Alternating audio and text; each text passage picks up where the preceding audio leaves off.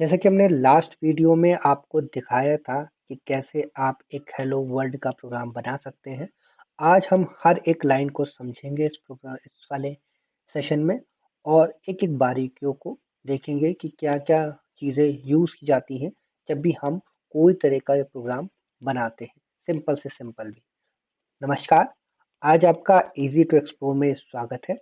आज हम आपको उस पार्ट पे ले चलते हैं जहाँ पे हमने हेलो वर्ल्ड का प्रोग्राम बनाया था और इस प्रोग्राम को आप देख पाए थे लास्ट वीडियो में। तो इसी वीडियो को मैं आपको एक लाइन समझाना चाहूँगा।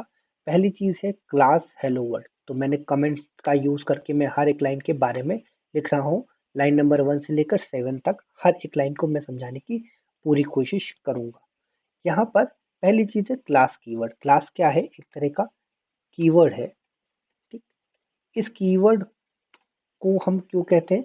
क्योंकि ये आपका एक स्पेशल मीनिंग रखता है जावा के प्रोग्राम को और इसमें जो हेलो वर्ल्ड है वो आपका क्लास का नाम है। तो आप कोई भी क्लास बनाएंगे तो हमेशा क्लास कीवर्ड यूज करेंगे। क्लास कीवर्ड से होता क्या है? आप ऐसे समझिए जैसे कि आपके क्लास में बहुत सारे लोग रहते हैं different different properties of behaviour में। जब भी हम स्कूल के क्लास की बात करते हैं तो उसमें different different properties of behaviour रहते हैं। वैसे ही इस क्लास में भी ये एक बहुत सारे प्रॉपर्टीज और बिहेवियर को होल्ड कर सकता है। अभी के लिए हमने एक ही फंक्शन इसके अंदर बनाया है लेकिन हम चाहें तो इसमें बहुत सारे फंक्शन बना सकते हैं। इसलिए क्लास कीवर्ड जो है वो होल्ड करता है और जिसकी वजह से ही हमें समझ में आता है कि उसके अंदर बहुत सारी चीजें हो सकती हैं।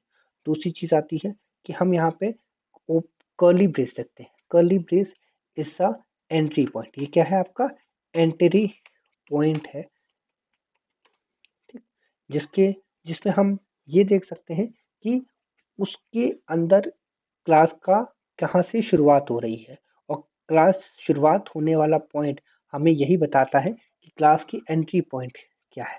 अगर आपको ये चीज़ नहीं पता होगी क्लास की शुरुआत कहाँ से हो रही है तो इसको समझना भी मुश्किल हो जाता है।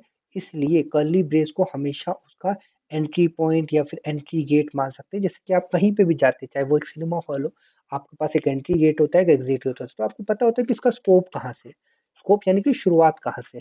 शुरुआत यहाँ से है एंट्री गेट से और एग्जिट गेट तक है। दूसरी चीज अगर हम जाएं थर्ड नंबर पे तो हमें थर्ड लाइन पे क्या मिल रहा है? पब्लिक स्टैटिक वर्ड में पब्लिक। पहले हम पब्लिक को ब्रेक करते हैं। पब्लिक का मतलब होता है एक्सेस स्पेसिफायर।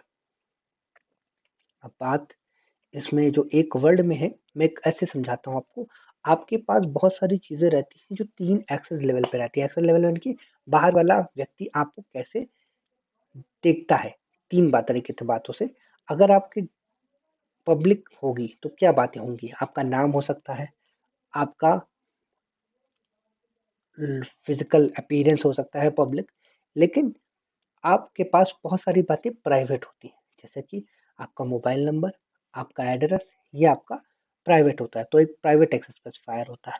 ऐसे ही प्रोटेक्टेड होता है जो कि हमारे पेरेंट्स को कुछ बातें पता होती हैं और हमारे ब्रदर सिस्टर्स को पता होती है तो वो हमारी प्रोटेक्टेड बातें होती हैं।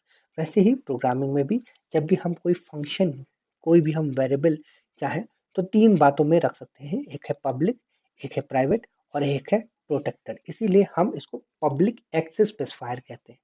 फिर आता है चौथा जिसको हम कहते हैं स्टैटिक। फिर आपके सामने एक और कीवर्ड है स्टैटिक जिसको हम कहते हैं विजिबिलिटी मॉडिफायर। विजिबिलिटी मॉडिफायर क्या होता है? विजिबिलिटी मॉडिफायर वो होता है जो कि आपको बताता है कि आपकी विजिबिलिटी क्या है। आपकी विजिबिलिटी कंसिस्टेंट है, आपकी विजिबिलिटी है कि नहीं है। तो ये लाइन में जो स्टैटिक कीवर्ड है वो आपकी विजिबिलिटी बता रहा है। स्टैटिक का मतलब ये हो जाता है कि पूरे प्रोग्राम में कंसिस्टेंट फंक्शन है। कंसिस्टेंट का मतलब ये फंक्शन एग्जिस्ट करेगा और इसका इसके अंदर जो भी चेंज होगा वो वन टाइम गो होगा, एक बार में ही चेंजेस इंप्लीमेंट हो जाएंगे। दूसरा होता है void। void का मतलब होता है नथिंग। इसका मतलब होता है इंडिकेट्स नथिंग, कुछ भी नहीं। कुछ भी नहीं को इंडिकेट करने का होता है void का मतलब। फिर हमने यहाँ पर एक मेन फंक्शन दिया है, मेन नाम दिया है। ये फंक्शन प्री डिक्लेयर्ड है। मैंने जैसे पहले भी बताया था ये फंक्शन पहले से हमारे जावा प्रोग्राम में एग्जिस्ट करता है और उसमें कोई बदलाव नहीं होता है। ये फंक्शन आप ऐसे ही रख सकते हैं, आप उसको बदलोगे तो एरर आ जाएगी।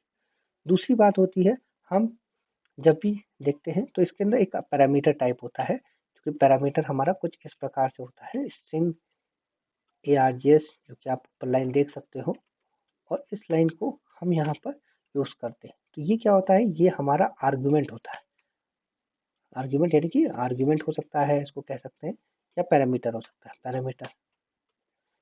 अब ये जो चीज़ है इसके बारे में डिटेल में मैं आपको आगे की वीडियो में समझाऊंगा, लेकिन पैरामीटर एक तरह से क्या चीज़ पे काम होने वाला है, उन सारी चीज़ों पे आप पास कर सकते हो कि इन चीज़ों पे आपका काम होना है। जैसे आप कहीं पे भी जाते हो, कोई भी ऑफिस पे जाते हो या कोई भी जगह काम जगह, तो अगर आपको काम दिया जाता है कि हाँ इस पे आपको काम करना है, तो वो आपका पैरामीटर होता है कि हाँ इन पैरामीटर पे आपको काम करना है, इसलिए इसका नाम भी हम पैरामीटर कहते हैं। इसे क्या कहते हैं, पैरामीटर कहते हैं। फिर इसका भी एक अपना एंट्री पॉइंट है। तो हमने यहाँ पे भी हम जो चौथी लाइन पे हम समझ रहे हैं वो क्या है, एंट्री पॉइंट है। ठीक है, फिर पांचवी लाइन पे क्या है हमारा, फंक्शन है। फंक्शन में हमने पहले सिस्टम के बारे में सुना। सिस्टम ही क्यों, बिकॉज हमें कहाँ प्रिंट कराना है, सिस्टम क्लास में। सिस्टम का मतलब क्या होता है, हम कभी भी कोई भी पहला हेलो वर्ल्ड प्रोग्राम देख रहे हैं तो वो कहाँ दिख रहा है, कंसोल एप्लीकेशन में। इसका प्रोग्राम हमें कंसोल एप्लीकेशन में दिखता है, जो कि एक एनवायरनमेंट होता है, हम ब्लैक स्क्रीन में देखते हैं, तो वो कहाँ पे कॉल होता है, वो सिस्टम के अंदर ही होता है। इसीलिए हम इसको सिस्टम क्लास को कॉल करते हैं। ठीक। दूसरा चीज, इसके आगे आउट यूज किया है, क्योंकि हमें आउट, सिस्टम तो एक सिस्टम की बात हो गई, जिस सिस्टम पे आप बात कर रहे हो, आउट ये एक क्लास है। ठीक। इस क्लास के बारे में क्या है, इसको सिस्टम को हम ओएस भी कह सकते हैं, ऑपरेटिंग सिस्टम।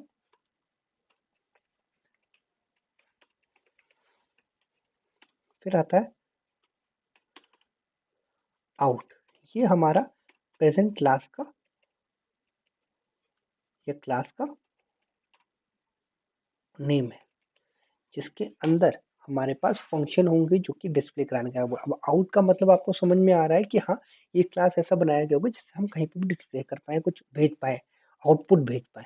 अगर IN लिखा होता तो इनपुट समझते हैं, आउट है तो आउटपुट के लिए भेज रहे, तो इन्होंने शॉर्ट फॉर्म करके ही नाम रखा है, इसलिए आपको उसको आउटपुट ही नाम कहा जाएगा, आउट नहीं कहा जाएगा।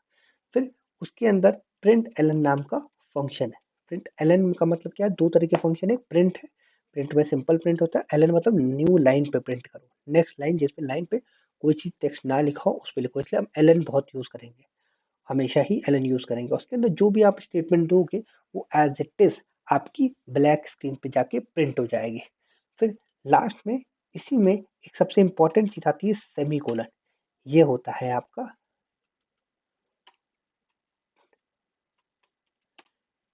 टर्मिनेशन, यानी कि लाइन खत्म हो गई यहाँ पे। टर्मिनेट मतलब कि लाइन खत्म हो गई यहाँ पे, इसके बाद इस लाइन की और कोई एडिशनल या कोई और बात नहीं है। फिर हमने सिक्स लाइन पे हम इसका क्लोजिंग ब्रेस देख रहे हैं,